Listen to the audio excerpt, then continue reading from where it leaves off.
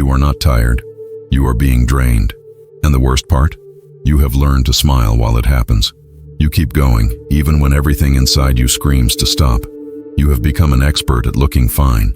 But the truth is, you are sinking into a silence that no one notices. There's no point in looking for ready-made answers anymore, or pretending that a new motivational video will fix what's breaking inside you. What you need is not comfort. It's confrontation. Because what you feel is legitimate, and it is precisely in this abyss that the path to building a mind that no one can break begins.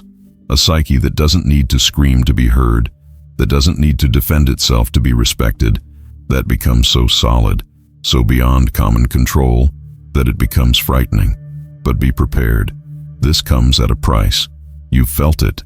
That discomfort people feel when you change, when you stop explaining yourself, when you stop asking for permission, when your presence becomes uncomfortable simply because it is authentic. They don't say anything directly, but you feel it. The discomfort, the distance, the veiled jokes, the silence in deep conversations. Nietzsche saw this before any of us did. He wasn't just a philosopher. He was a destroyer of illusions, a provocateur of ruptures, a man who decided to dive into pain instead of running away from it. And what he found inside wasn't empty suffering. It was raw power. Nietzsche's strength didn't come from formulas. It came from the courage to face the void and not disintegrate, from looking at the absence of meaning in the world and, instead of falling into despair, creating your own meaning. He killed God, not to destroy faith, but to free us from the childishness of waiting for someone to save us. And that's exactly what this video will do to you. It will tear you apart. It will turn you inside out. It will rip out every comfortable lie you've learned to repeat in order to survive. And after all that, if you can take it, it will give you something no one can take away from you. Real identity. A mind that does not bow down, that does not beg for acceptance, that does not bow its head, even when the whole world is screaming at you to fit in. Here you will understand how to build this indomitable psyche, how pain can become a foundation, how isolation can be a cradle, how rejection can be purification. You are not watching this by chance.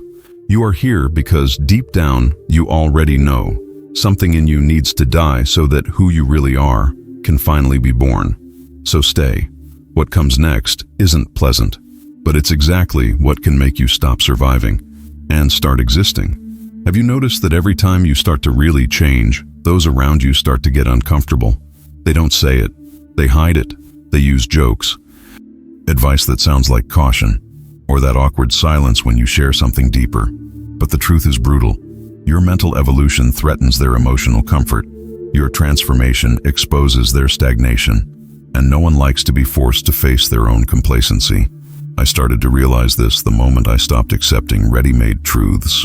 When I started thinking for myself, acting with more intention, and questioning what I had previously accepted without hesitation, I realized what Nietzsche already knew. A strong mind is not only respected, it scares people. It scares people because it doesn't bow down, because it doesn't need validation, because it reveals, without saying a word, the weakness of those who live on autopilot. Nietzsche saw this with surgical clarity. For him, true strength is not born in comfort.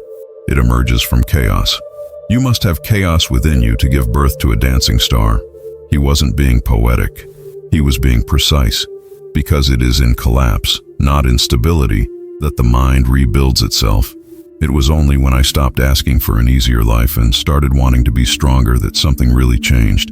The falls, the pain, the loneliness, all of that stopped being a problem and became raw material for reconstruction, and that reconstruction is lonely. It is silent, but it is there that something indestructible is born. And that's where most people give up, because that's where you realize that an unshakable mind comes at a high price. It demands the death of your old self, that me who sought approval, who adapted to be accepted, who confused being strong with seeming unattainable. Nietzsche did not romanticize pain. He used it. He saw suffering as a tool, as a laboratory for the creation of the spirit. And when I changed my relationship with pain, with failure, with isolation, something inside me began to solidify. A kind of spirit that no longer bends, that walks through chaos with its eyes open. But Nietzsche also knew that chaos alone is not enough. If you don't have an inner center, an anchor, the same chaos that could transform you will destroy you. And that's when everything changed. Because when he killed God, he didn't take away the meaning of life. He gave the responsibility back to me. There was no more sky to look up to. Now it was within me that the universe needed to be born. When Nietzsche declared God is dead, he did not celebrate. He warned us. It was not an affront to faith. It was a warning to our conscience. What he killed was not a divine being. It was the illusion that there is someone up there guiding everything. The illusion that suffering is part of a greater plan. That everything has a guaranteed meaning. That in the end everything will make sense because there is someone looking out for you. When I understood this, something inside me broke. Because until then, it was comfortable to outsource responsibility. It was easy to blame fate, others, the universe. It was difficult to look in the mirror and understand. There is no more salvation coming from outside. There is no absolution. There is no manual. Nietzsche did not leave us orphaned. He emancipated us. And that's when the real construction of my mind began. From the moment I realized that there was nothing external sustaining me anymore, I began to build something that no one could give me. Brutal autonomy, a kind of freedom that weighs heavily, that suffocates at first, because it throws you into the void. But it is also in this void that you can, for the first time, create, not obey, create, not follow, overcome. And that changes everything, because now every decision, every thought, every value must be mine, and mine alone. There are no more inherited rules. There are no more comfortable dogmas. There are choices. There are consequences. And there is the most dangerous and liberating possibility of all, reinventing myself. And it was in this abyss that Nietzsche introduced me to a figure, an idea, a being who lives above the morality of the herd, who needs neither approval nor applause, who shapes reality instead of adapting to it, the Übermensch, the beyond man. But beware, he is not a hero. He is not a perfect being. He is someone who killed everything within himself that was copy, adaptation, submission, and then he began to build, with his own hands, a new identity, a new code, a new world. This figure does not ask himself, "Is this allowed?" He asks, "Is this worthy of me?" And when you adopt this mindset, the way you think, act, and feel changes, because you stop seeking permission, and you start seeking greatness. But the price is high. You will lose parts of yourself that still beg for acceptance. You will feel the pain of not belonging.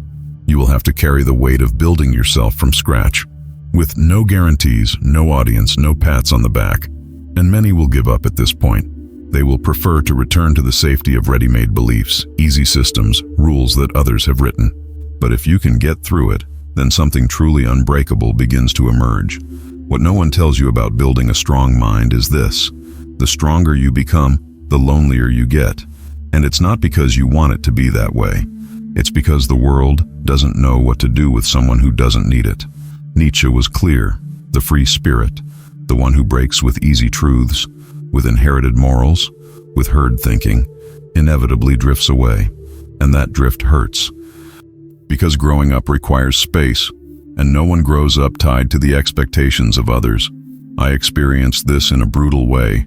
Conversations became shallow. Bonds became fragile.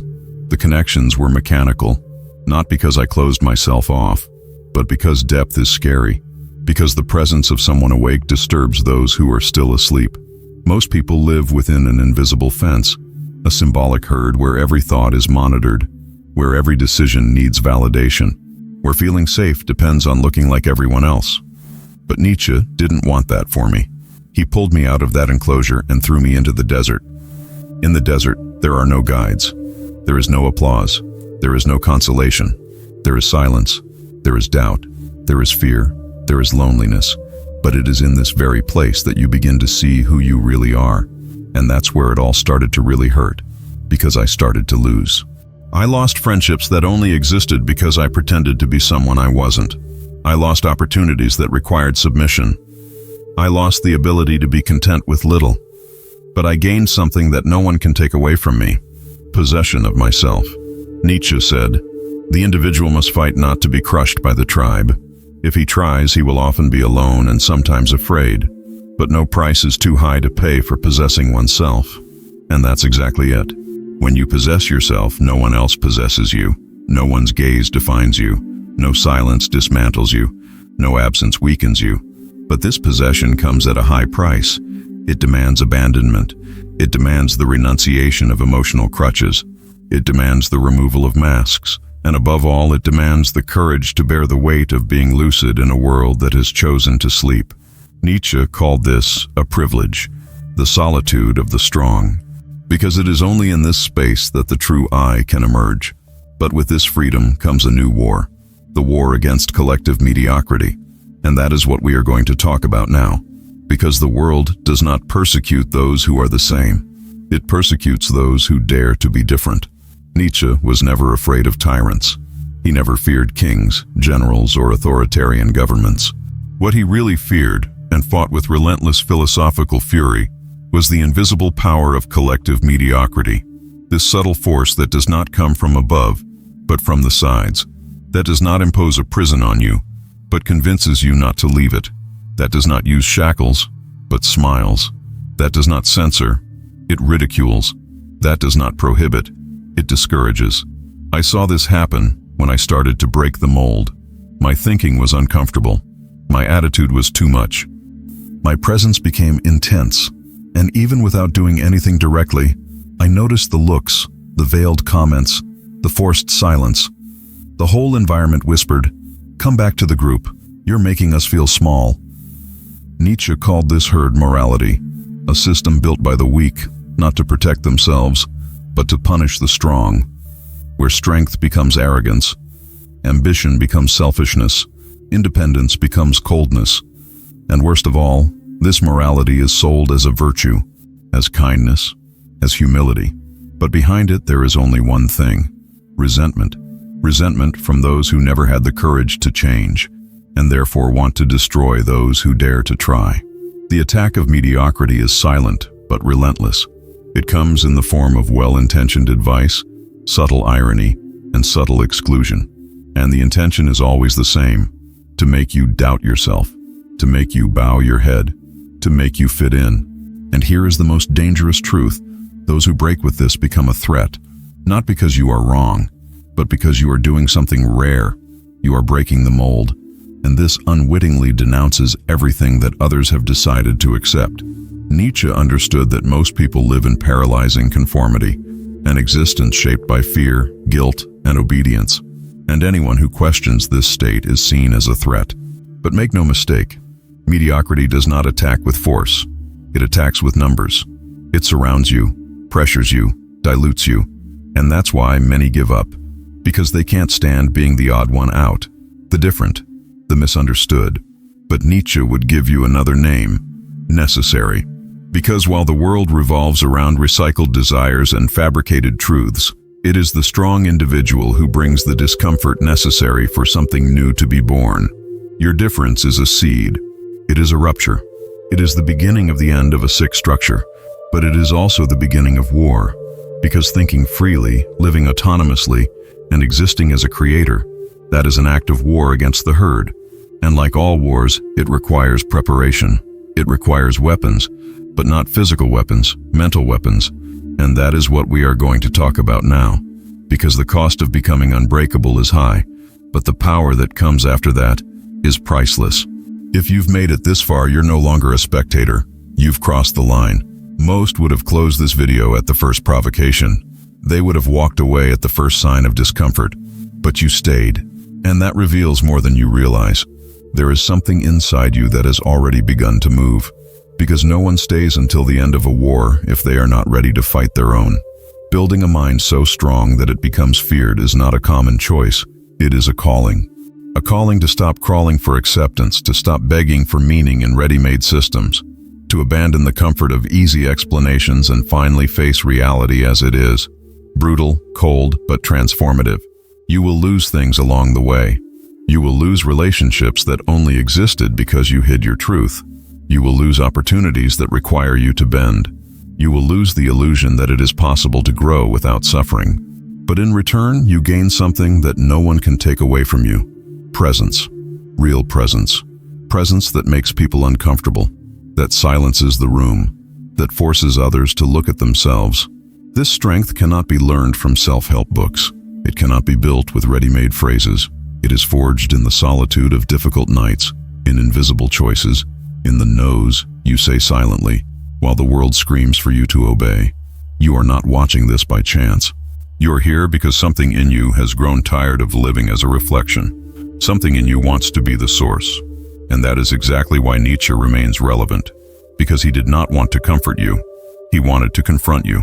He wanted to see you reborn from chaos, not as a survivor, but as a creator. And now, it is your turn. If this content resonated with you, if it challenged you, made you think, or reminded you of something you no longer had the courage to feel, then I invite you to strengthen this space. Hit the like button, subscribe, and if you can, leave a donation of any amount, not as payment, but as a sign that you understand what we are building here. This channel is not for everyone. It is for those who are going through something. And if you are going through something, know this, you are not alone. You are just a little ahead. And that, my friend, is exactly what starts to make you dangerous.